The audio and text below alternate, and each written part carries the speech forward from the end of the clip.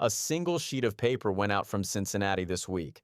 No announcement video, no stage photograph, no player holding an oversized novelty invitation, just 4 names on a wildcard list printed without a word of explanation. Stan Wawrinka, Gael Monfils, Grigor Dimitrov, Jack Draper.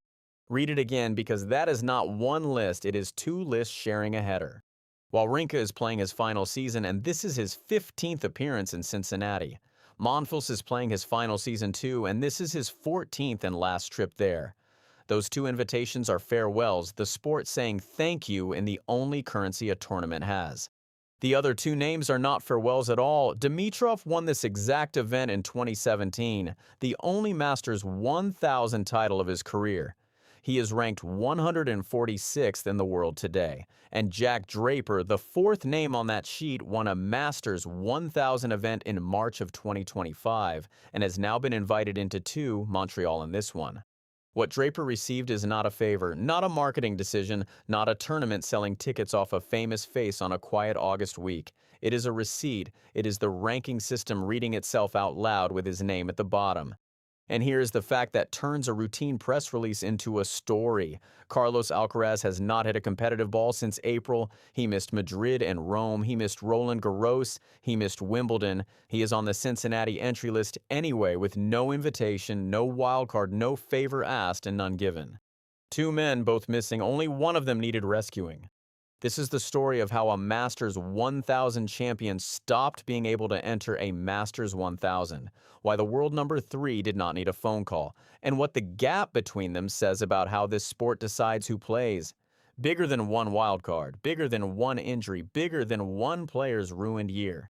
Before we get to Alcaraz, you need to understand something about the entry list that most reports on this skipped. They all printed the 4 names, few of them explained why the 4th name was on there. The ATP ranking is not a season table. It does not empty out in January and fill up as the year goes along.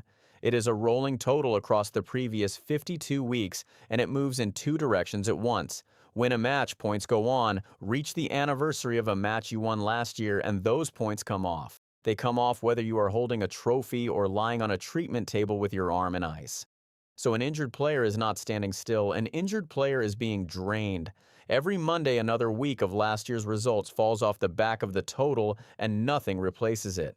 Missing Wimbledon does not cost you Wimbledon, it costs you Wimbledon and it deletes whatever you scored there 12 months ago while every healthy player on tour keeps adding. Then there is the cutoff. Entry lists for the big events are frozen weeks before the first ball and whatever your number is on that day decides your summer. No appeal, no form to fill in, no explaining that you were 4th in the world in June of last year. That is why a wild card exists at all. It is the only door left in the building. So look at what that line has done to Draper. He started 2026 ranked 10th in the world. He is now 147th. 14 months ago, he was 4th, a career high. He is a U.S. Open semi-finalist and he made the quarterfinals in Cincinnati on debut, both in 2024. In March of 2025, he won Indian Wells, the biggest title of his career.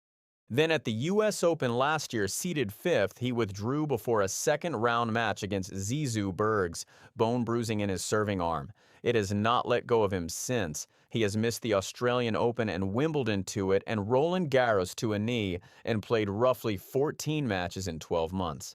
14 matches, 52 weeks of subtraction, almost nothing going the other way. That is not a slump, that is arithmetic.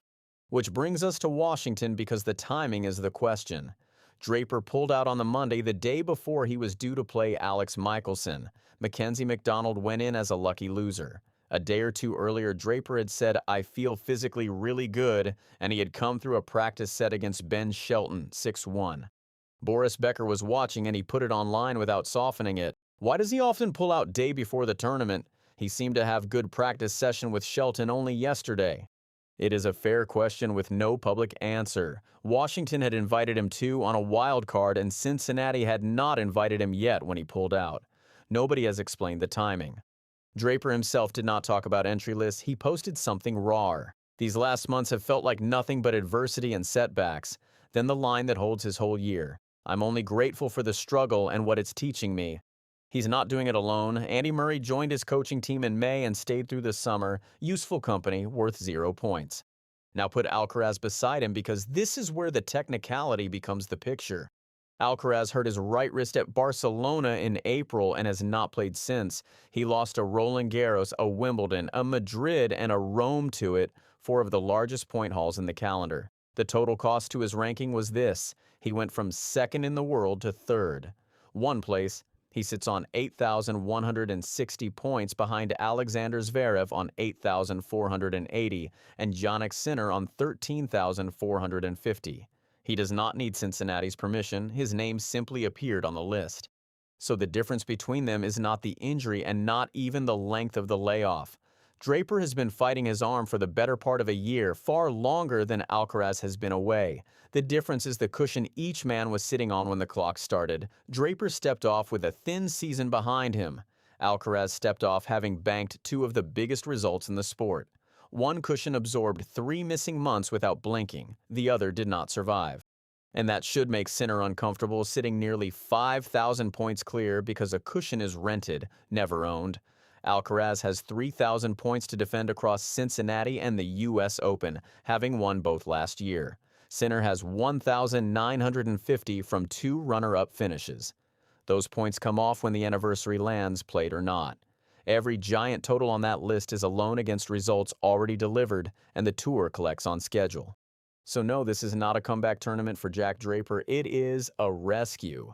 And he is not playing for a U.S. Open seeding. That option is already gone. When the entry list closed for New York, the last man in on ranking was Francisco Comesana, 101st in the world. Draper missed the cut. He is on the alternate list with more than 40 players ahead of him alongside Dimitrov. 2 doors left. Qualify or wait for an invitation somebody else decides to hand him. That is what Cincinnati really gave him, not a stage, a deadline. Because a ranking has no memory and no manners, it does not care what you won or how badly you were hurt or how hard you worked to get back. It counts what you did and only for as long as it feels like counting.